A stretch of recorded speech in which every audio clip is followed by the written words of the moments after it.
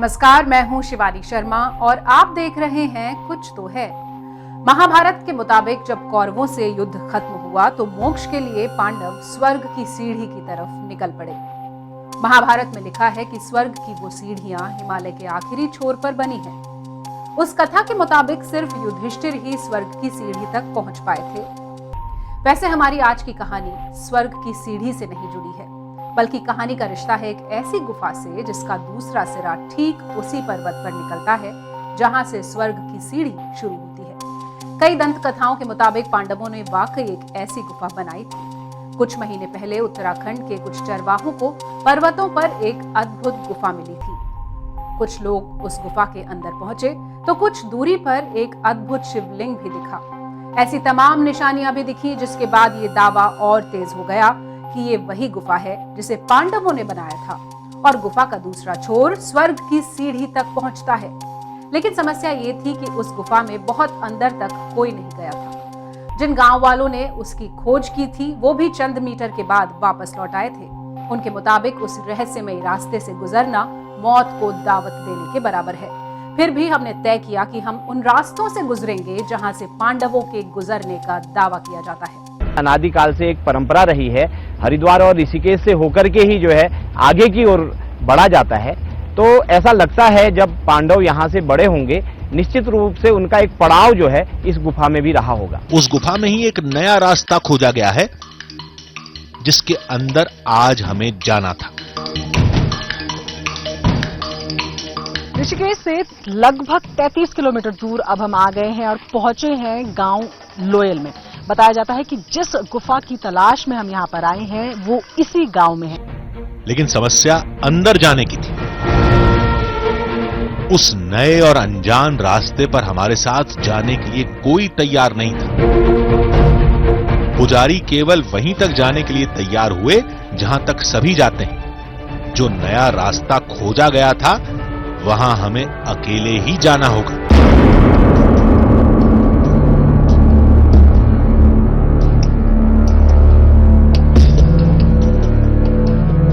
गुफा के अंदर पहुंचते ही कई तरह की आकृतियां नजर आने लगी, जिन्हें लोग भगवान से जोड़कर आस्था की नजरों से देखते हैं।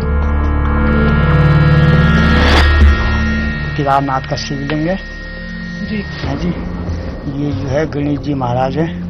ये नीचे चुआ इनके बाण है, वैसे आकृति बने हैं। जो अगर कोई आदमी बनाएगा तो उसमें स्पर्श बनाएगा, लेकिन प्रभु की माया तक प्रभु ही जाने।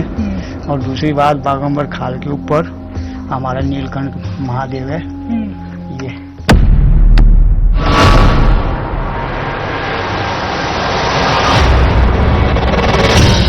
इस पूरी गुफा में ऐसी आकृतियों की भरमार है।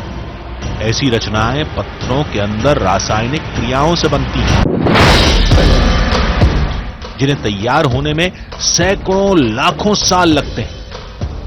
लेकिन हमें तो यहां महाभारत से जुड़े साक्ष्यों की तलाश थी। पुजारी ने हमें एक हवन कुंड दिखाया। दावा है कि इसी जगह पर पांडवों ने महादेव की पूजा की थी। बहुत सकरा रास्ता ये है और थोड़ा मुश्किल लग रहा है अंदर जाना, लेकिन कोशिश अगर की जाए तो हाँ, थोड़ा रास्ते में ज्यादा दिक्कत तो लग रही है और शायद आगे ये बंद भी है। लेकिन यहाँ पर हम आपको दिखाना चाह रहे हैं, ये आप देख सकते हैं, ये हवन कुंड है। और कहा जा रहा है कि 5 तो ये जो पांडव यहाँ रहते थे उनके हवन कुंड हैं और नारद मुनि का भी यहाँ पर एक हवन कुंड है, नेचुरली बने हुए हैं। लेकिन हमारी दिलचस्पी इन आकृतियों में बिल्कुल नहीं। ये तो हमने कई बार देखी। हमें तो उस रास्ते तक पहुंचना था जिसके स्वर्ग की सीढ़ी तक जाने का दावा किया जाता है। पुजारी के वापस जाने के बाद हम अकेले ही उस तरफ बढ़ते जा रहे थे। गुफा के अंदर एंट्री तो हमने जैसे तैसे कर ली है। गुफा को देखने के लिए आगे बढ़ना जरूरी है। ये गुफा शुरुआत से ही बेहद मुश्किल लग रही है।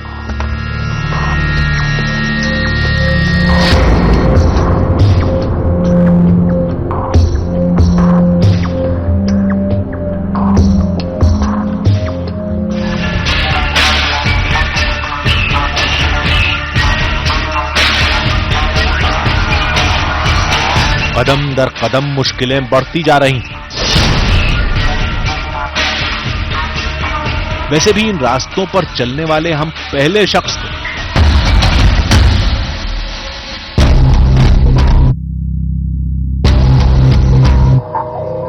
तमाम जद्दोजहद करते हुए आखिरकार हम उस रहस्यमयी जगह तक पहुंचने में कामयाब हो गए।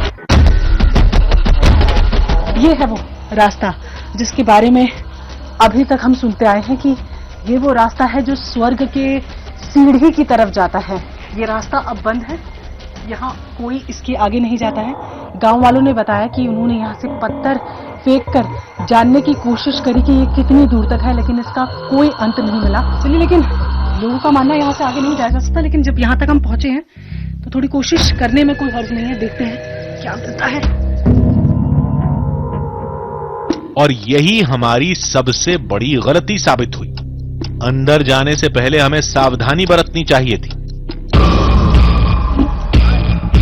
लेकिन महाभारत काल के रहस्य को सुलझाने के चक्कर में हम वहां पहुंच गए जहां से लौटना ही मुश्किल हो गया।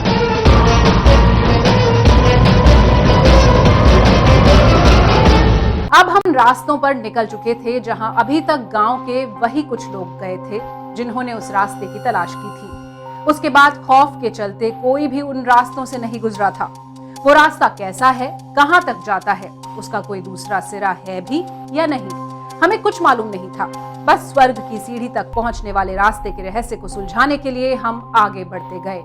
चलते चलते हम इतनी तंग जगह पहुंच गए जहां सांस लेना मुश्किल हो गया। अंदर और भी कई नए रास्ते दिखाई दिए जिनमें से कुछ बंद थे।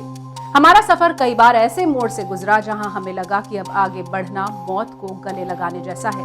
फिर भी हम आगे बढ़ते गए। दावा है कि ये गुफा स्वर्ग की सीढ़ी तक जाने के लिए पांडवों का पहला पड़ाव था। ये रास्ता पहले से ज्यादा मुश्किल होता जा रहा है और ऊपर की तरफ हम बढ़ रहे हैं।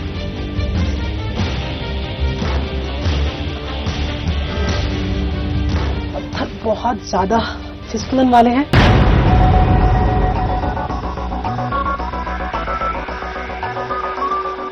पसीने से हमारी हालत खराब हो गई है।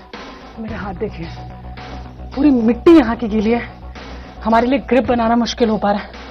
बहुत मुश्किल से ग्रिप बन रही है। ऊपर से जितना ऊपर हम चढ़ते जा रहे हैं ऑक्सीजन कम है, गर्मी ज्यादा है, पसीने छूट गए हैं, लेकिन गुफा भी बहुत बाकी है।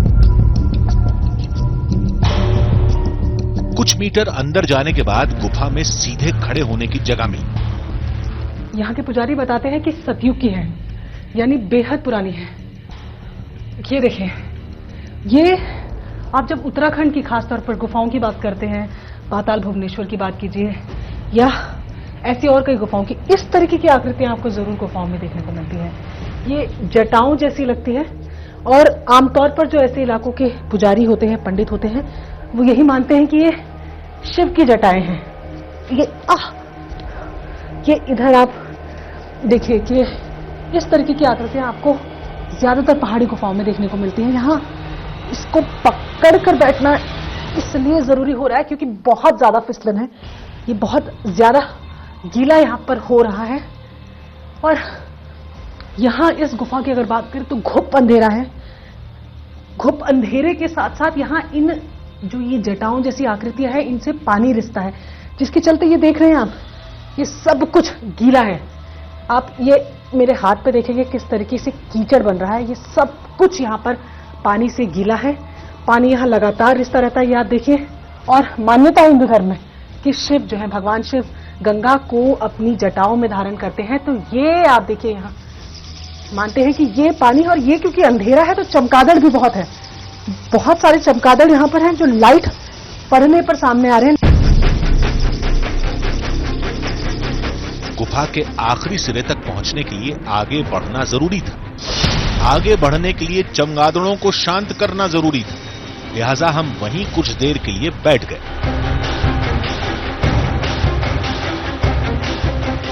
अब ये गुफा सतयुग की है या नहीं ये तो बताना मुश्किल था, लेकिन कैल्सिफिकेशन से सदियों में तैयार होने वाली ये आकृतियां बताती हैं कि ये जगह सदियों पुरानी जरूर होगी, अब एक एक कदम जीवन मरण का सवाल बनता जा रहा था। तब मुश्किल है, लेकिन यहाँ एक बेहद खूबसूरत चीज दिखी है। ये आप देख रहे हैं, अक्सर ऐसा जो डिजाइन है वो आप रेतों में न देखते हैं, पर ये रेत नहीं है। मैं आपको छूकर अगर इसको दिखा पाऊं तो आप इस पे हाथ लगाएंगे। ये रेत नहीं है, ये मिट्टी पे बना हुआ प्राकृतिक डिजाइन है। ये जो डिजाइन है ये खुद चट्टान पे बना हुआ है, और यहाँ आप देख सकते हैं जटाओं के शेप के जो रॉक्स हैं वो भी नजर आते हैं। हो सकता है कि पानी बहता रहा हो और सूख गया हो।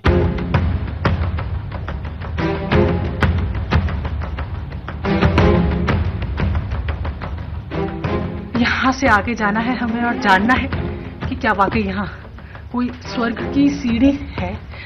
यहां से आगे कई मोड़ पर दम घुटा, लेकिन आगे बढ़ते रहे। कहीं अजीब आवाज सुनकर खौफ की लहर दौड़ गई, फिर भी आगे बढ़ते रहे। आखिर तमाम जद्दोजहद के बाद हम गुफा के अंतिम छोर तक पहुंचने में कामयाब रहे। हालांकि गुफा आगे बढ़ती नजर आ रही थी, लेकिन भूकंप से पैदा हुए भौगोलिक बदलावों से रास्ता बंद था। माना जाता है कि ये गुफा इतनी लंबी है कि इसका छोर कहीं पहाड़ में जाकर खुलता है और वहां से रास्ते निकलते हैं। स्वर्ग की सीढ़ी का रास्ता, केदारनाथ का रास्ता, बद्रीनाथ का रास्ता। लेकिन ये फिलहाल इस कलयुग में ये गुफा इतनी ही है, ऐसा यहाँ के लोगों का मानना है। वो मानते हैं कि कैलाश गुफा जो यहाँ पर है, जिसकी बेहद मान्यता है, यहाँ पर माना जाता है कि पांडव आके उन्होंने यहाँ शिव की पूजा अर्चना की। जब गांव वालों ने इस जगह को तलाशा था तब उन्हें कोई रहस्यमयी आवाज सुनाई दी थी। एक और मान्यता है लोगों की कि यहाँ से कुछ आवाजें भी सुनाई देती हैं। कभी नदी की आवाज, वो सुनने की कोशिश मैं करती हूँ। जब हमने बहुत ध्यान से सुना तो नदी के बहने जैसी कोई हल्की आवाज सुनाई दे रही थी।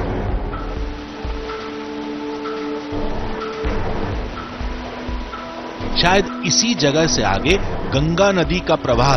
जैसे कि गांव के लोगों की मान्यता है कि कभी कभी उन्हें ऐसी आवाजें सुनाई देती हैं। यहाँ खूब अंधेरा है, सुनसान है, लोग भी यहाँ बेहद कम आते हैं, बेहद कम लोग यहाँ के बारे में जानकारी रखते हैं। सिर्फ चमगादड़ है जो हमें आते जाते यहाँ पर दिख रहे, लेकिन किसी तरीके की कोई आवाज हमें यहाँ सुनाई नहीं दी। हो सकता है कि पांडवों के वापस आने की वजह आगे नदी का बहना रहा हो, लेकिन हमें ऐसा कोई साक्ष्य नहीं मिला जो इसे महाभारत कालीन साबित कर सके। हालांकि हमें ये गुफा पौराणिक काल की जरूर लगी, लेकिन इसका नाता पांडवों से है या नहीं ये कहना अभी मुश्किल था। लेकिन हमें ये पता था कि दावे को लेकर हकीकत और फसाने पर पक्की मोहर कहां लग सकती है। और गुफा से बाहर निकलने के बाद हम सीधे वहीं पहुंचे, यानी देहरादून में भूगर्भ शास्त्री के पास, जिन्होंने साफ बताया कि गुफा के अंदर की आकृतियां कुछ और नहीं, भूगर्भीय हलचल का नतीजा है। हिंदू मैथोलॉजी में इसको केदारखंड कहा गया है, और केदारखंड में ज्यादातर जो हमारी पहाड़ी भूभाग है उसको शिव से जोड़ा गया है। इसको शिव क्षेत्र भी कहा जाता है। तो मान्यता है यहाँ हर जगह पे हम लोग को कुछ न कुछ रूप जो है शिव जी के रूप में, हम लोग दूसरे तरह से हम उसको शिव जी के रूप में देखते हैं। तो जो भी पत्थर हमें शिवलिंग की तरह आकर नजर आएगा तो हम कहेंगे कि शिव की गुफा है। या अगर केव है तो केव के अंदर जो स्टैलेक्टाइट, स्टैलेग्माइट जो फीचर्स बनते हैं, क्योंकि वो नेचुरल प्रोसेस है और केमिकल रिएक्शन के द्वारा सेकेंडरी लाइम डिपोजिशन है उसके अंदर, केव्स के अंदर।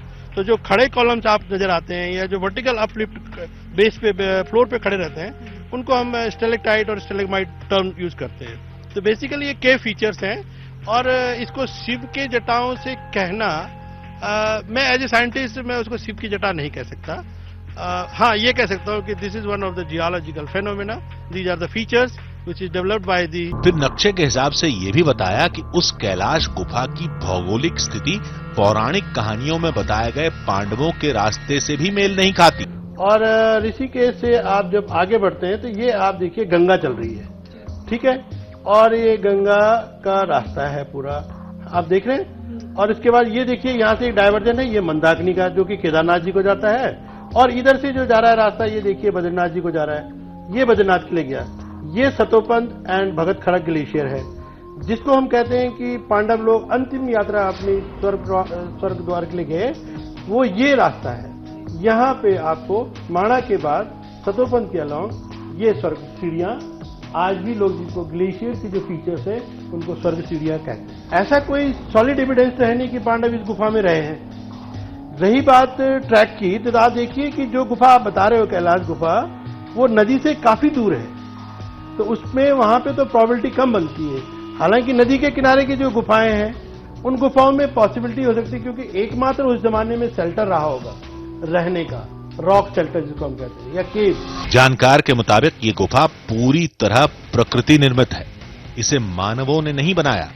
वैसे भी पुरातत्व विज्ञान इसे महाभारत काल का तभी मानेगा जब यहां से 5000 साल से भी पुराने बर्तन या कपड़े जैसी कोई चीज मिलेगी। यानी ये गुफा तो एक हकीकत है, लेकिन इससे जुड़ा दावा कि इसे पांडवों ने बनाया था और यहां से स्वर्ग की सीढ़ी के लिए रास्ता निकलता है, ये फिलहाल फसाना ही निकला। ये जरूरी नहीं है कि चमत्कार के हर दावे को आस्था से जोड़ा जाए। कभी कभी कोई दावा दंत कथाओं के रूप में भी निकल आता है।